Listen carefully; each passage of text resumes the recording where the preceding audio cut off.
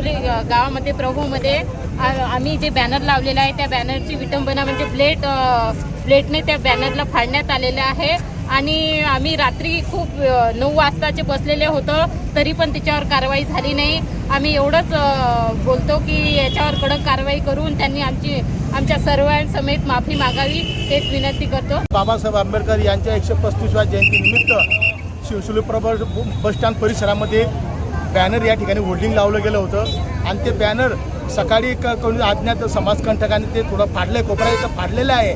ते याचा निषेध म्हणून या घटनेची सखोल चौकशी करण्याकामी आमचे सर्व समाजाचे बांधव भगिनी या ठिकाणी मोठ्या प्रमाणात आलेले आहेत आणि याची सखोल चौकशी करावी यासाठी MRDCचे आवार साहेब या ठिकाणी आलेले आहेत। आमची मागणी ही आज दलित समाजाच्या वतीने सर्व समाजाच्या वतीनं की तो कोणी हरामखोर असेल त्याला तातडीने अटक करून त्याच्यावर कायदेशीर कारवाई करण्यात यावी आणि त्याने माफी मागावी की यापुढे असे महापुरुष कोणतेही असो, बाबासाहेब असू दे, छत्रपती शिवाजी महाराज असू दे, शाहू महाराज असू दे, हे महापुरुष आहे। यांनी सर्व समाजासाठी काम केलेलं आहे आणि या गोष्टीचा त्या हरामखोरात दखल घेतली पाहिजे होती, परंतु त्याने ते समाजकंटकाने या ठिकाणी प्लेट मारून त्याची विटंबना केली, त्या बॅनरची विटंबना केली आहे।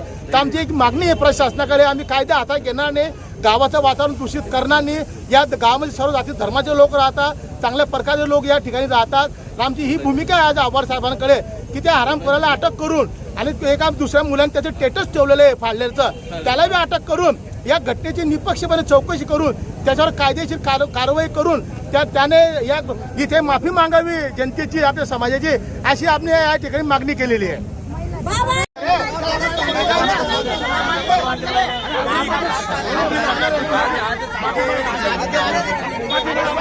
अरे